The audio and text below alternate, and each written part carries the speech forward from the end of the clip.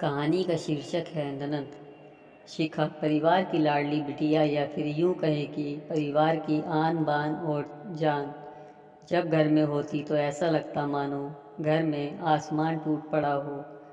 घर में इधर उधर धम्मा चौकड़ी करना और खूब सारी बातें करना उसके पसंदीदा कामों में से एक था।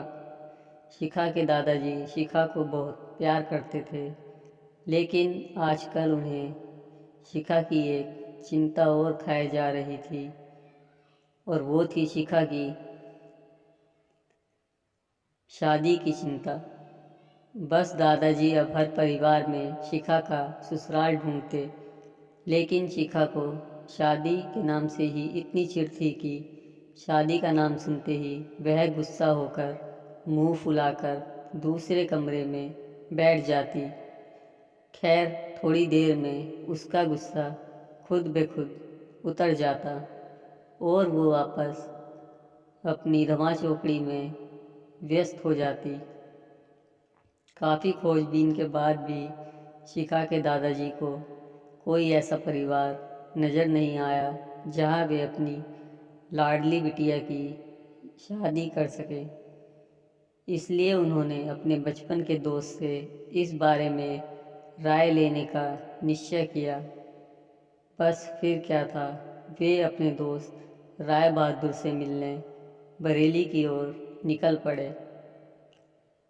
अगले दिन जब वह बरेली पहुंचे तो राय बहादुर ने स्टेशन पर ही उनके लिए गाड़ी भेज दी थी। 10 साल बाद अपने बचपन के दोस्त से मिलने के लिए वे भी बड़े उतावले थे। गाड़ी धीरे धीरे राय बहादुर के घर की ओर बढ़ी। बड़ा सा बंगलों के आगे बगीचा, गाड़ियाँ और नौकर चाकर देख दादाजी का मन खुशी से भर गया। इन 10 सालों में राय बहादुर ने कितनी तरक्की कर ली है। नहीं तो 10 साल पहले राय बहादुर के पास था ही क्या। बस यही सब सोचते सोचते शिखा के दादाजी अपने दोस्त के बंगलों में पहुंच ही गए। गाड़ी की हॉर्न की आवाज़ के साथ ही राय बहादुर घर के बाहर अपने दोस्त के स्वागत के लिए आ गए थे। अपने दोस्त को गले लगाकर वे दादाजी को अंदर ले गए। घर अंदर से भी काफ़ी शानदार था। अपने दोस्त की संपन्नता को देख शिखा के दादाजी भी फूले नहीं समाये। चाय नाश्ता के बाद राय बहादुर ने उनके खास दोस्त से आने का कोई खास कारण पूछा। दादाजी ने पोती की शादी के लिए एक अच्छा सा परिवार ढूंढने की काम सौंपते हुए बिटिया का फोटो राय बहादुर के हाथ में सौंप दिया। राय बहादुर भी अपने बेटे विक्रम के लिए एक सुयोग्य कन्या की तलाश में थे। तीखे नैन नक्श, चेहरे पर तेज, और एक बार में ही किसी को भी पसंद आने वाली शिखा बिटिया का फोटो में देखकर ही उन्होंने शिखा को अपने घर की बहू बनाने का फैसला कर लिया। राय बहादुर इतना सोच ही रहे थे कि इतने में उनका बेटा विक्रम आ गया। विक्रम ने दादाजी के पैर छुए और हाल चाल पूछने के बाद ऑफिस की ओर निकल गया। विक्रम के जाने के बाद राय बहादुर ने अपने दोस्त से विक्रम और शिखा के संबंध के लिए पेशकश रखी। शिखा के दादाजी को लगा जैसे राय बहादुर ने उनके मुंह की बात छीन ली हो। खैर, प्रसन्नता से विदा लेकर अपने घर आने का कहकर दादाजी अपने घर की ओर निकल गए। विक्रम को शिखा बहुत पसंद थी, लेकिन विक्रम की माँ विक्रम की शादी अपने से भी बड़े घर में करना चाहती थी।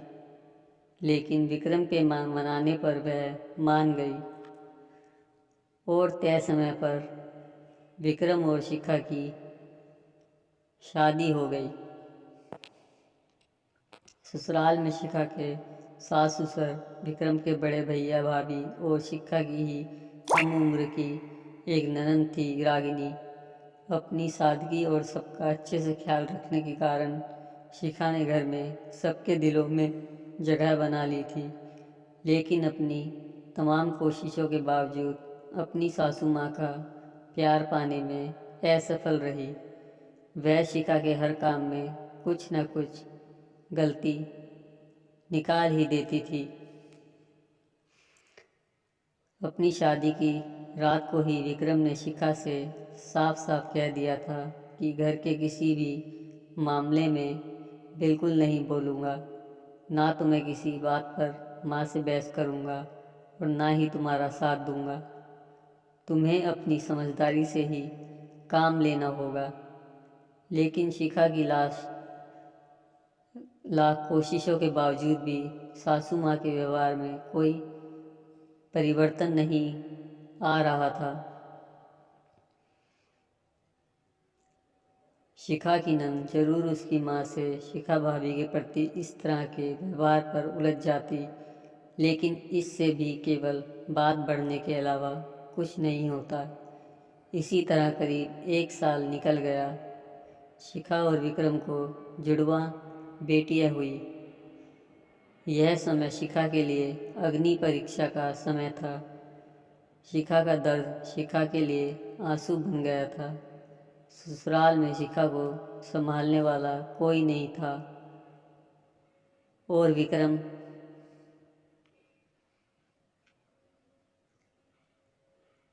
और उनके पापा ने शिखा को अपने मायके भेजने के लिए पहले ही मना कर दिया था। एक दिन रागिनी कॉलेज से आई तो उसने सभी को कॉलेज के सालाना कार्यक्रम में आने के लिए कहा और यह कहा कि कॉलेज में उसकी भी 2 प्रस्तुतियां हैं, इसलिए आप सभी को चलना बहुत ज़रूरी है। खैर न चाहते हुए भी शिखा को अपनी दोनों जुड़वा बेटियों के साथ रागिनी के कॉलेज जाना पड़ा। कार्यक्रम की शुरुआत में गीत संगीत की कई प्रस्तुतियां हुई। उसके बाद मॉडलिंग राउंड शुरू हुआ। दर्शकों ने तालियों के साथ सभी का उत्साहवर्धन किया। मॉडलिंग में रागिनी ने भी हिस्सा लिया था।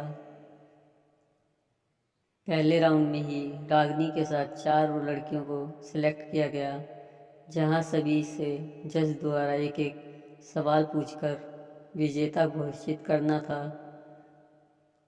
सवाल जवाब का दौर शुरू हुआ। इसी कड़ी में जज साहिबा ने रागिनी से सवाल पूछा, अगर घर में तुम्हारी माँ और भाभी में से किसी एक का साथ देना हो तो तुम किसका साथ दोगी? पूरे सदन में खामोशी छाई थी। सभी रागिनी के जवाब की प्रतीक्षा कर रहे थे। तभी रागिनी ने थोड़ा आगे बढ़कर कहा, अगर भाभी सही हो तो अपनी भाभी का। जज साहिबा ने आगे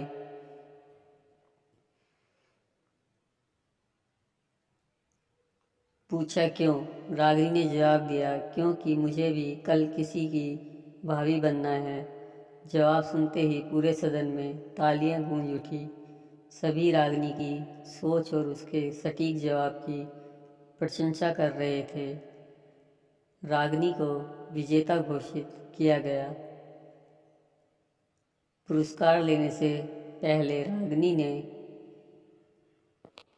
सभी से कुछ कहने के लिए माइक थामते हुए कहा, हर बेटी अपनी माँ से बहुत प्यार करती है और माँ भी अपनी बेटी के दिल के सबसे करीब होती है।